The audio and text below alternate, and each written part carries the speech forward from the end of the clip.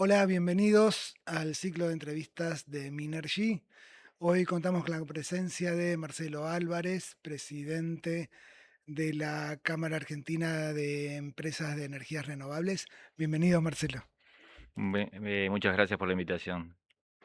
Em, a nivel general, uno puede pensar, o Minergy es un sitio que busca llevar al gran público los temas de energía y minería, eh, y uno está tentado de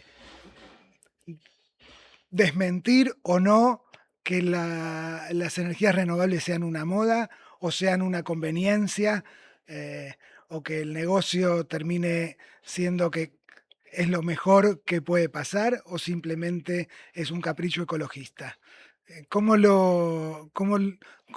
defenderías la posición desde la Cámara? Mira, los considerandos de por qué se toman las decisiones económicas los actores en una sociedad son diversos. En términos de hablarte de la coyuntura de energías renovables, después vamos al fondo. La energía renovable hoy es más barata que la energía que desplaza de cualquier otro tipo en Argentina. Por supuesto, hay que analizar cada nodo, cada condición de borde para que la aseveración universal no es cierta, pero por lo general, cuando vos tenés un nodo con generación forzada, poner generación de energía renovable con o sin almacenamiento o almacenamiento puro y duro es más barato que lo que se está haciendo Argentina alimentando esos nodos de generación forzada. Y un ejemplo de esto también es que en el MATER, que es el mercado a término de energía renovable, todos los grandes usuarios de la República Argentina que pudieron contractualizar la demanda con proveedores de energía renovable, agotaron la capacidad de transporte o virtualmente agotaron la capacidad de transporte. Si no se celebran todavía más contratos es porque lo que queda de capacidad de transporte por la falta de inversión de los últimos 30 años es muy poco. Pero hoy todas las grandes empresas buscan a las empresas energéticas del sector, cualquiera de todas ellas, GNI, YPF, Central Puerto, Coral, cualquiera de todas esas, para contractualizarse y pagar la energía más barata. Antes era tal vez un costado de la responsabilidad social empresaria, del desarrollo sostenible. Hoy lo hacen porque es más barato, simplemente porque es más barato. Entonces, hay distintas formas de llegar a por qué tenemos que enfrentar la transición de la descarbonización. En el Jet Set Internacional se habla de las políticas de las 5 Ds: descarbonización, descentralización, digitalización, democratización.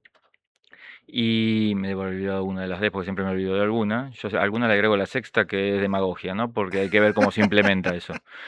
Pero lo cierto es que hoy las renovables te permiten crecer aceptando las condiciones de borde de la centralización, porque no necesitas hacer tantas redes como antes, donde la demanda estaba concentrada en un lugar y la generación en otro. Y lo que te permite, además, es tener más impacto en las economías regionales.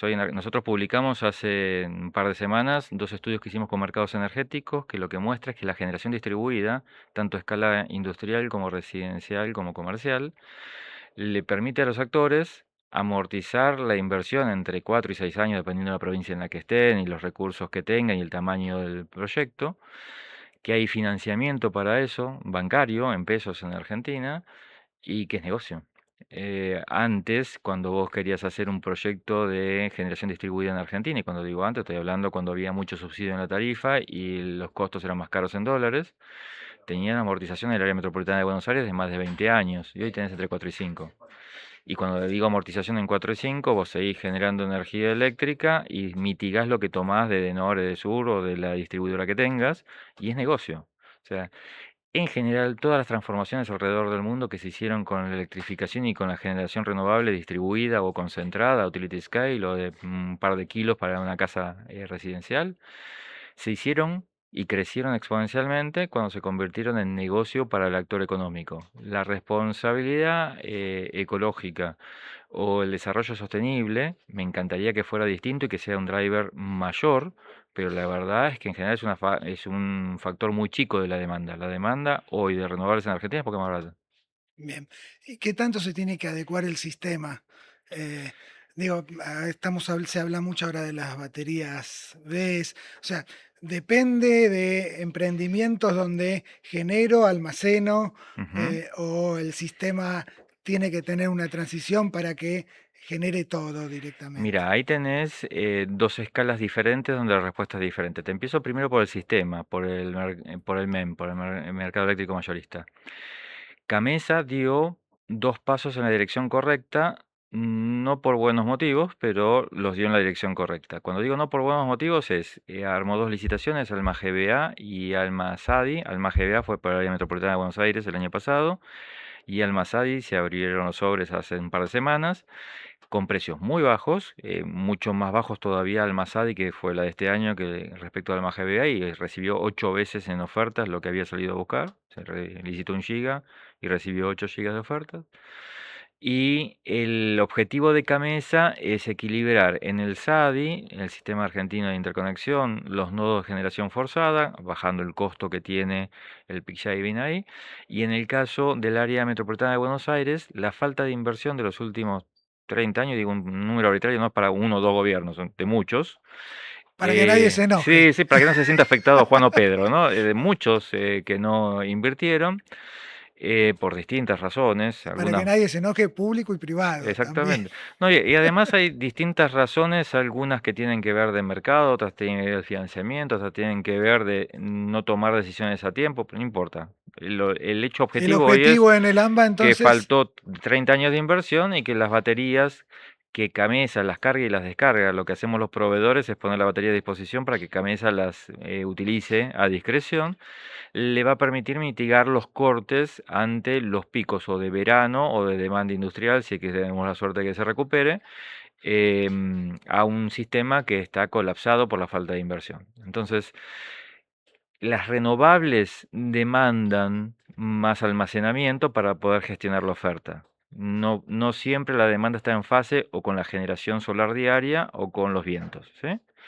La de bioenergía es más gestionable porque es más despachable, pero todavía por una cuestión de precio, las dos más maduras y las dos más baratas son eólica y solar. Entonces, esas dos tecnologías que son más difíciles de gestionar en la oferta, generan lo que se llama en el sector curtailment. Yo genero más de lo que puedo inyectar por la coyuntura de las redes en el momento que lo estoy generando y si pudiera almacenarlo, puedo evitar esa pérdida. ¿Qué le pasó a Chile? Chile y Brasil tienen problemas de éxito. ¿Cuál es el problema de éxito de Chile y Brasil? Crecieron tanto en la generación distribuida con renovables que, en particular con solar, en el mediodía solar tiene un exceso de generación. Y la generación distribuida más, en el área más cerca del área metropolitana de Santiago tiene prioridad sobre los parques del norte. ¿Qué pasa con eso? Un curtailment, el corte de energía generada y no inyectada en el sistema para esos grandes parques pasó de 3-4% a más de 20%. Más de 20% de energía que no inyecto es más de 20% de energía que no cobro. La TIR de ese proyecto no da, porque en general la TIR de ese proyecto en 14 y 16%. y entonces, Entonces ponen baterías. Entonces poner baterías porque es más barato poner baterías y reducir la pérdida por curtailment que dejar que la energía se pierda. pero pasa a ser casi como un backup más que algo No es un de backup, es gestión de oferta. El backup, cuando vamos a sistemas domiciliarios, y lo que van a conocer muchos de los televidentes, es cuando ves el Tesla Powerwall de Estados Unidos. El Tesla Powerwall es en una casa cualquiera de Estados Unidos que el tipo no sabe si los kilovatios hora se comen con mayonesa o vuelan. Compró con leasing un sistema que le baja el precio de la energía. Tiene en la pared una cosa muy bonita de diseño que dice Tesla Powerwall y no sabe lo que hay adentro. Ve el display nada más. Adentro hay baterías y un inversor. Los módulos generan corriente continua cuando hay sol, cargan a través del inversor la batería o van a la demanda directo si tienen demanda en el mediodía y el usuario no se entera nunca de lo que está pasando porque no tiene ninguna formación técnica ni necesidad de tenerla. Ese esquema de gestión para la Argentina todavía falta más, porque va a ser primero por el mercado eléctrico mayorista, porque cierran los números más para hacer eso, que el índice de confort o independencia, que es el usuario individual. y, en este contexto, si sigue creciendo como apuestan, Sí. ¿va a terminar compitiendo en el proceso de transición energética con el gas? De hecho, ya compite. La discusión en la transición es no si es gas renovables o renovables y gas. Las dos fuentes van a ser importantes en la transición. La discusión real es en qué proporción de cada una y quién financia qué. Cuando en qué proporcione cada una hay un estudio que veíamos fuera de cámara, un estudio para Naciones Unidas para el Desarrollo que tiene un par de años de antigüedad para Argentina, que hizo tres escenarios. Un escenario, todos a 2050, ¿no? El escenario base 2020 a 2050. El escenario tendencial, que da como resultado un gasto o una inversión entre CAPEX y OPEX a 2050 de 260.000 millones de dólares para el sector energético, un tema menor, y un escenario intensivo en gas y otro intensivo en renovables. No se excluyen. El intensivo en gas tiene minoritariamente renovables y el intensivo en renovables minoritariamente gas. Y las conclusiones son que en términos de empleo, contra los 13.000 puestos de trabajo que generaba a 2030 el gas y renovables generaba 139.000 sin cadena de valor local, o sea, comprando todo en China, y 145.000 si tenés cables, puesta a tierra, monitoreo, estructuras hechas localmente. Y en términos de emisiones, mitiga 59 respecto del tendencial, 59%, mientras el gas mitiga 6, o sea, 10 veces más.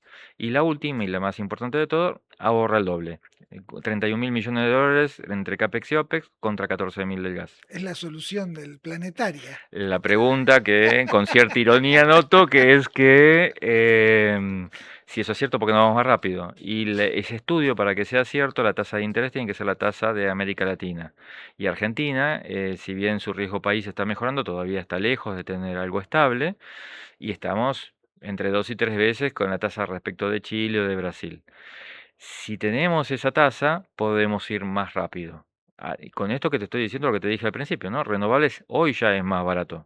Si pudiéramos, en proyectos que son capital intensivo, cuando digo capital intensivo para que lo entienda todo el mundo, es la inversión en un parque eólico, en un parque solar para poner los paneles solares o los molinos de viento, es ex ante el 90%, o sea, la mayor parte del dinero se gasta al principio y después tiene un costo de operación y mantenimiento de 1% anual, o sea que en términos redondeando es 90% antes y 10% después, durante la vida útil. En los ciclos combinados o en las turbinas no es así, tenés una inversión inicial mucho más baja, pero después un costo de operación y mantenimiento con los combustibles mucho Mm. más alto. También a lo mejor en empleo es más parejo y en este es mucho más intensivo de entrada. En empleo lo que cambia dramáticamente es si haces generación distribuida, porque cuando haces grandes parques solares, la generación de empleo es significativa durante la construcción, pero luego la operación y el mantenimiento es muy baja. Ahora, si haces generación distribuida, lo que ves en Brasil, lo que ves en Chile, Australia, que Australia tuvo otro problema de éxito, y desarrolló tanto el mercado de generación distribuida que en el mediodía solar le sobraba energía, y eso también es un problema, si querés después lo vemos, pero digamos, si querés ir por ese camino, en ese camino lo que tenés es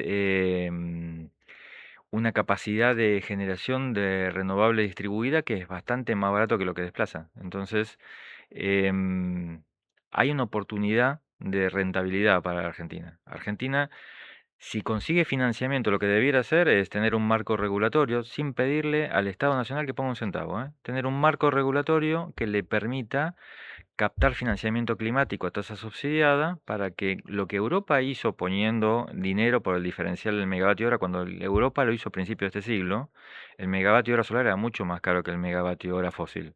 Entonces pagó toda la diferencia. Alemania, sobre todo, pagó toda la diferencia. Hoy, como el megavatio hora es más barato, genera más empleo y es más limpio, le permite generar más empleo, bajar el precio de la matriz interna, tener un saldo exportable de lo de vaca muerta y al mismo tiempo prevenir impuesto en frontera de carbono con la Unión Europea, que para los que no están muy informados, el acuerdo que firmó comercial en Mercosur con la Mercosur. Unión Europea implica pagar un diferencial de carbono en frontera. O sea, si yo, cuando el bien que estoy exportando tiene un diferencial de carbono con lo que permite la Unión Europea, tengo que pagar por esa diferencia. Bien, ¿qué hace falta entonces para que, más allá de la tasa de financiamiento, que entendemos que en este país todo puede suceder, pero no hay por qué aferrarse al pesimismo? eh, ¿Qué haría falta en la medida en que las cuestiones macro continúen para que ese proceso se cristalice? Nosotros estamos convencidos que con independencia del gobierno actual o el que venga o la reelección del presente, la tasa de riesgo país va a tardar un tiempo que el mercado de capitales se baje a lo que necesita Argentina para poder hacer las inversiones en infraestructura. Y para aprovechar ese tiempo y no estar esperando el mercado para crecer en la dirección correcta, lo que podríamos hacer es una ley de transición con una hoja de ruta asociada que nos permita atraer inversión internacional a tasa subsidiada por descarbonizar y a cambio de eso tener un mercado que en lo interno es más barato y que le deja un saldo exportable del gas de vaca muerta para aumentar la balanza comercial positiva que está incipientemente empezando a tener Argentina. Esa ley de transición está escrita. Está escrita y estamos tratando de que tenga estado parlamentario este segundo semestre. Sabemos que el año que viene es un año electoral y que es difícil que se pongan de acuerdo en temas muy de fondo. Este segundo semestre, después de que el Congreso tiende a normalizarse, después de todo lo que pasó con el caso Adorni, la idea es que tome estado parlamentario y que mostrarle al gobierno que tiene una oportunidad, sin poner un centavo, ver todos los beneficios macroeconómicos que tiene. ¿Cómo hacen para que no se, digamos, como que la ley no se termine metiendo en la grieta? Ah. Para que la vean como, los que apoyan son los que están de un lado y los que rechazan son los que están del otro, cuando me imagino que no tiene un objetivo de que una bandera o la otra se lo apropie. No, buena pregunta. Y estamos exactamente en ese proceso. Hablamos con los legisladores de todos los partidos con representación parlamentaria. Lo que le dijimos al principio es que queríamos, como hicimos, la ley, el borrador de ley viene de un proceso donde hablamos con AGERA, DERA, TERA, las universidades, la UIA, las instituciones del campo, gremios, hablamos con todo el mundo. Y es el resultado de la visión del sector privado de hacia dónde debería ir la matriz energética argentina, tanto la matriz de energía primaria como la eléctrica. Y los legisladores en general de distintos palos, todos lo ven con buenos ojos. Ahora, es una ley de transición energética es muy transversal, entonces toca muchos intereses y es razonable que haya negociaciones en el momento del tratamiento. Lo que nosotros queríamos hacer originalmente era una iniciativa de orden privado. Pero lo que me dijeron todos los legisladores es: "Te la van a cajonear, no la va a tomar nadie como propia", y cambiamos por un modelo de que sea pluripartidaria y que sea presentada por delfines, por decirlo así, de los distintos bloques que juntos la presenten como un proyecto interbancas, Transversal. transversal. Porque la verdad que sería una picardía que en la discusión parlamentaria, porque estoy cambiando figuritas de otros temas, se deje pasar una oportunidad que cuando la ven desapasionadamente, sin cámaras, sin que estén los rivales, todo el mundo dice: "Bueno, tenemos que ir por ahí". Bien, ojalá camine. Ujú. ¿Cómo ves la evolución de, en los pagos chicos de cada uno? Digo, el que pone el termotanque o el calefón o las placas, tuvo un boom, eh, no es que se haya terminado, pero de alguna No, manera ni uno hablar. lo siente tal vez menos presente en el día a día. No, es una pregunta interesante porque me permite, profundizar un par de minutos sobre, Argentina con su marco regulatorio, es como un laboratorio a cielo abierto, y te explico por qué. El área metropolitana de Buenos Aires tenía la tarifa eléctrica muy fuertemente subsidiada hacia el usuario final y no discriminando si el usuario era pobre energéticamente o necesitaba el subsidio para poder llegar al pago. Subsidiaba la pileta olímpica del country llenada con la bomba de agua, con electricidad que pagamos entre O todos. sea, no había menor incentivo a ir a No al incentivaba panel solar ni que las ese, conductas correctas, ni en términos de consumo y de demanda, y además es muy ni ningún regresivo e tipo de injusto porque le inversión. estás dando más al rico que al pobre con esa clase de subsidio.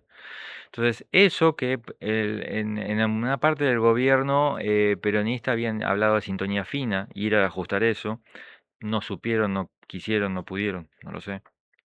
El gobierno de Macri tampoco pudo.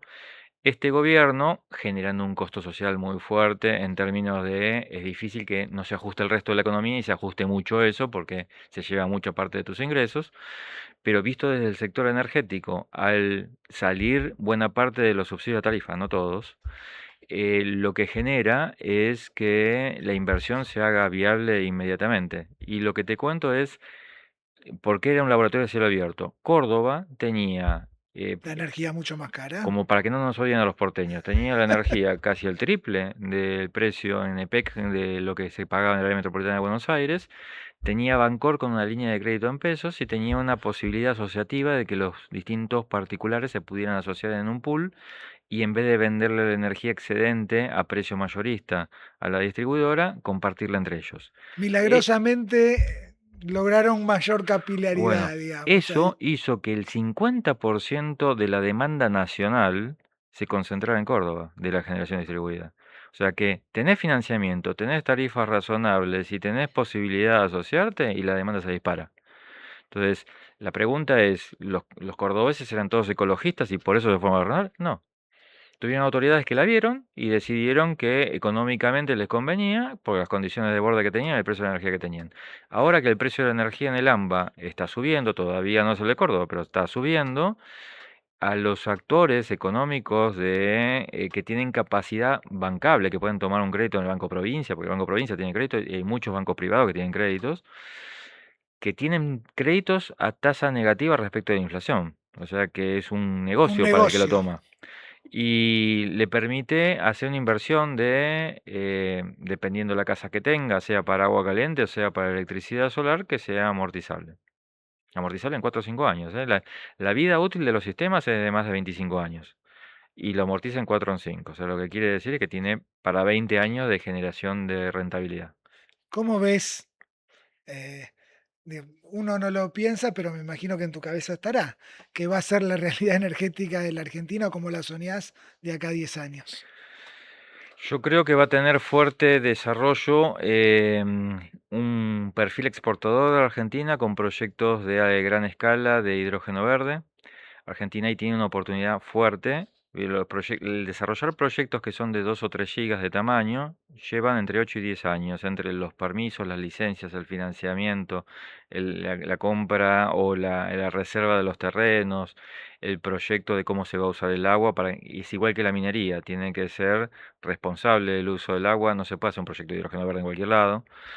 Y si Argentina toma las medidas adecuadas ahora, la ley de transición incluye un capítulo de hidrógeno, va a poder exportar energía de la misma forma que exporta soja. Y el hidrógeno no se exporta en forma gaseosa, la forma económica de exportar hidrógeno es o como combustible sintético con carbono barato, que podría ser de vaca muerta, o como amoníaco. En todos los casos, los países industrializados van a demandar mucho de los países emergentes energía competitiva y limpia y trazable.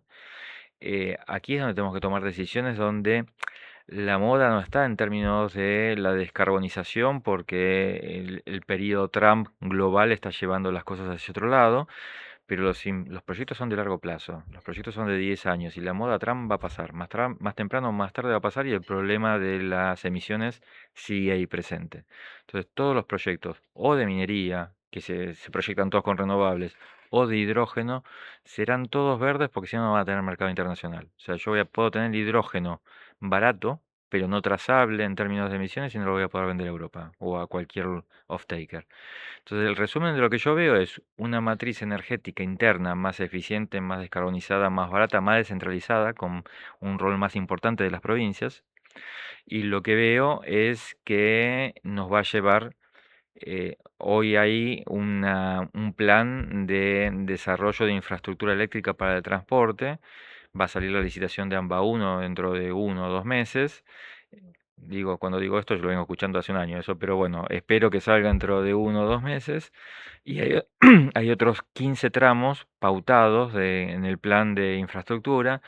Esas obras, como rápido, son 5 años. Y como promedio para la Argentina en general, 8 años. Porque después vienen los juicios por servidumbre, los conflictos entre provincias, municipios, actores particulares. Cuando esa capacidad de transporte esté disponible, Argentina va a poder crecer todavía mucho más rápido con renovables, no solamente la generación distribuida en redes de distribución, sino parques utility scale, o parques de 200, 300, 400 megas, que le va a tener un impacto en el precio de la energía para la Argentina enorme. O sea, le va a bajar el precio de la energía y le va a descarbonizar. Porque cuando digo descarbonizar, parece un problema un tanto abstracto para Argentina, que somos responsables del 0,7% de las emisiones globales, o sea, nada.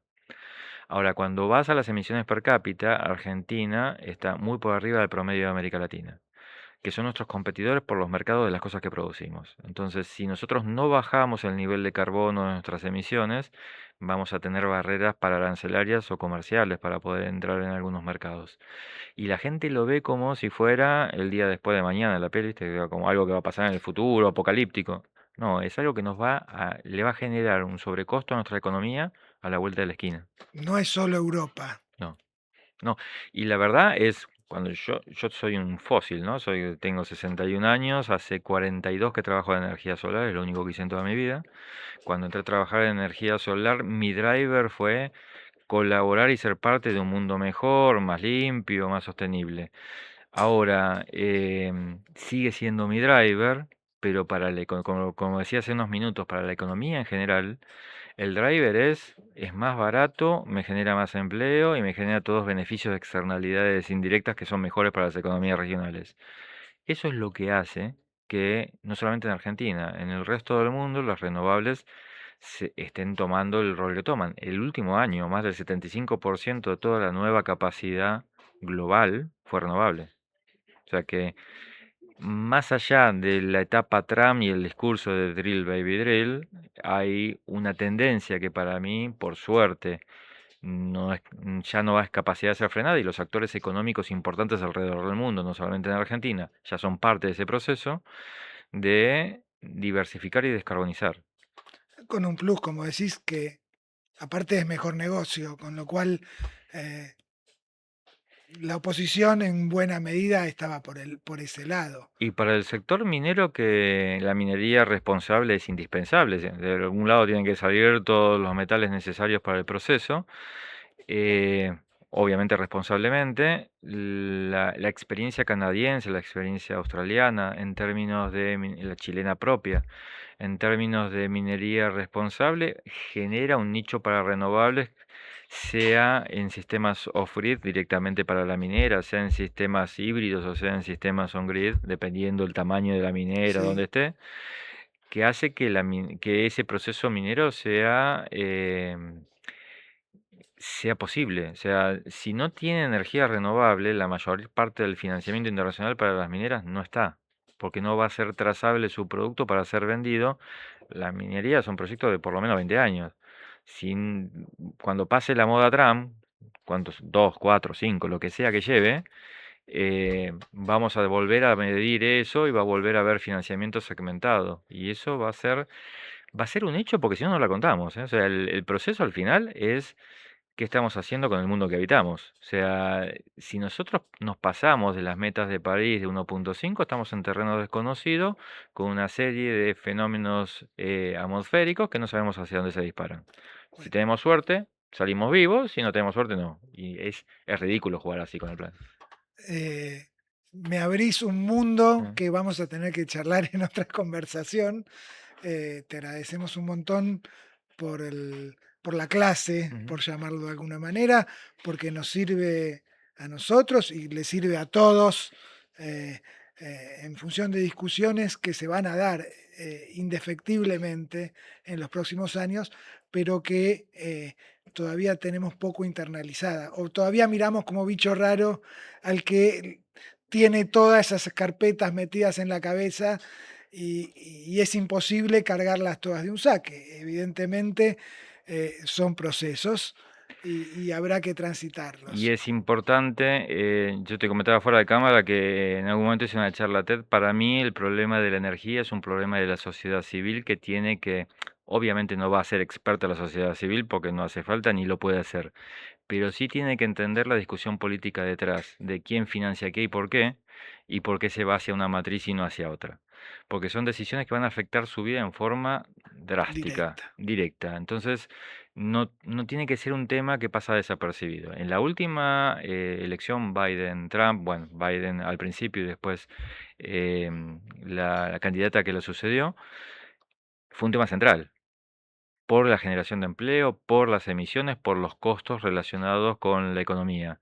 Y en un estado de los pendulares como Pensilvania, que había fuertes inversiones en términos de gas, en la que fue electo Biden, en la anteúltima, Biden tuvo, supongo que producto de encuestas, la valentía de discontinuar proyectos de gas en términos de cómo estaban planteados. No es que, que hay que salir del gas, y hacer proyectos renovables en un estado petrolero, que el empleo depende de eso, y ganó en ese estado pendular. O sea que la gente tiene que tomar esas decisiones en forma activa y para eso tiene que estar informada y tiene que tener los mínimos términos de referencia como para poder saber qué es bueno, qué es malo, qué es más caro, qué es más barato. Entonces, parte de nuestro trabajo, yo siempre digo que el rol de CADER, la Cámara de Energías Renovables, tiene un proceso de catalizador de algo que pasaría con o sin CADER. Citando al filósofo contemporáneo Herminio Iglesias, los más jóvenes saben de quién estoy hablando, es conmigo sinmigo, ¿no? O sea, CADER tiene el rol de hacer un proceso que va a pasar de todas formas, que sea más barato, más eficiente y más rápido.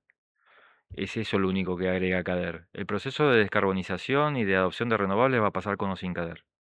El rol de CADER es aprovechar la experiencia de otros países, algunos que se tropezaron con modelos marcos regulatorios que no funcionaron, otros que tuvieron mucho éxito, otros que tienen problemas de éxito y hay que programar cómo vas a hacer cuando tenés un sistema de apalancamiento, cómo vas a salir el día que ya no tengas que apalancarlo. Bueno, todas esas decisiones son más baratas si aprendes de los errores del prójimo. Y hoy tenemos toda la evidencia como para poder tener para Argentina una senda descarbonizada que hace que la energía sea más barata, que no tenga que pagar un centavo más.